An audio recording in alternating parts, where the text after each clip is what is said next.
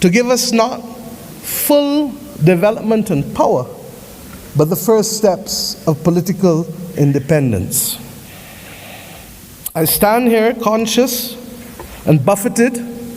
by the dreams and works of the great Pan-African pioneers, and conscious that as a children of the Caribbean, we have long dreamt for the moment of unity with our brothers and sisters of Africa, a division that was secured by those whose success and survival depended on separation of us rather than on the ability for us to act as one common people.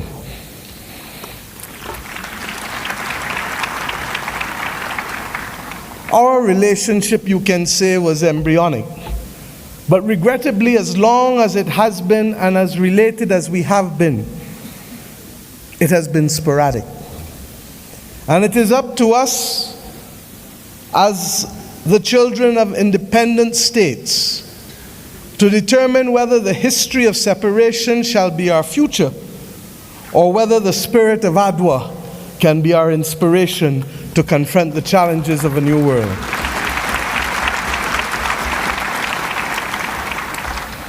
Yes, I stand here as a daughter of Africa.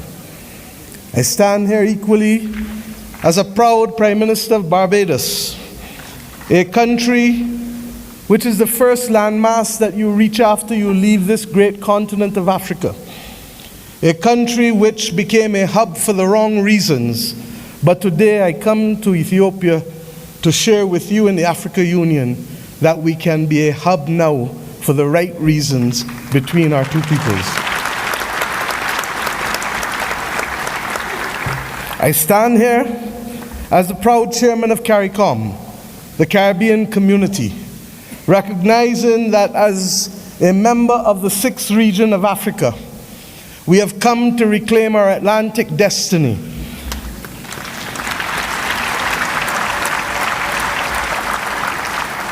We have come to ensure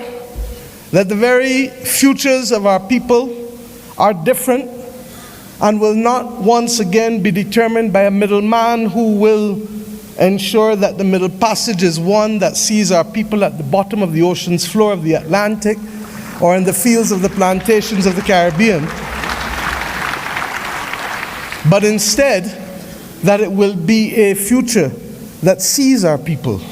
hears our people, feels our people, and that will determine in future that it is we who shall forge the manner in which we cooperate, integrate, and invest, rather than simply being victims of a past history. I stand here equally as the chair of the V20, 70 countries across the world that are climate vulnerable, 40% of whom come from this great continent of Africa, recognizing that it is only through unity that we can confront the existential crisis of our generation, that of the climate crisis.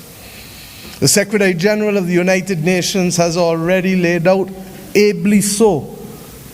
many of the iniquities that we continue to face in spite of political independence.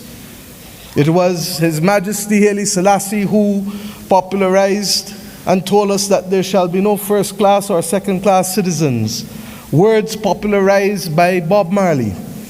learned by all of our people without appropriately recognizing the context in which he spoke and the mission which must be ours for generations until it is achieved.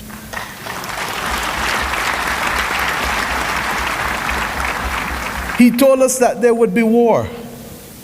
if there were first-class and second-class citizens. He told us that there would be war if the color of our skin was more significant than the color of our eyes. And we see here in the continent the continued descent into conflicts born out of ethnicity differences, born out of a mad grab for resources, not invariably for our own benefit, but for the benefit of others who seek to use our people as pawns in the determination of their own future.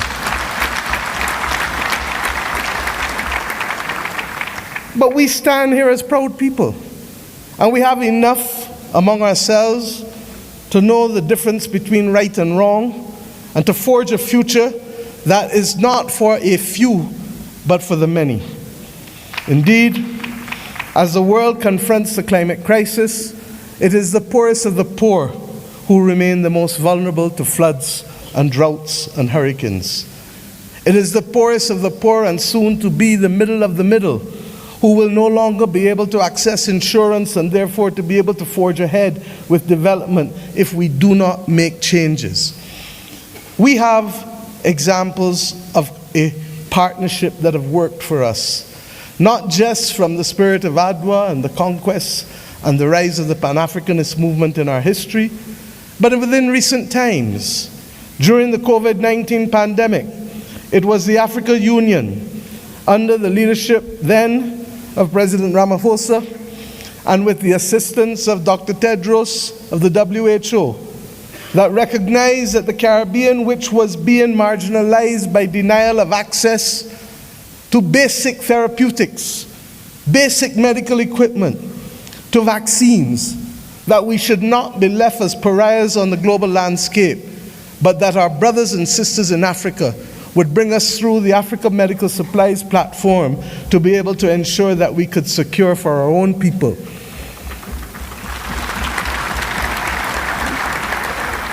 It was with the solidarity of many of you in the Africa Union that the Bridgetown Initiative has been able to take root and to make a case for a more modern and a fairer system that allows us to be able to access finance and to be able to put in place measures that allow us to be able to pause our repayment of debt during the period of necessity for rebuilding after horrific climatic events. We have seen how partnership helps us. We do not need any more evidence. What is required of us is to lead the way to peace, to prosperity, and to justice. And the reparations which we call for the international community to be able to recognize, first and foremost, with that which we ask from each of our children: say sorry. Say sorry and mean it.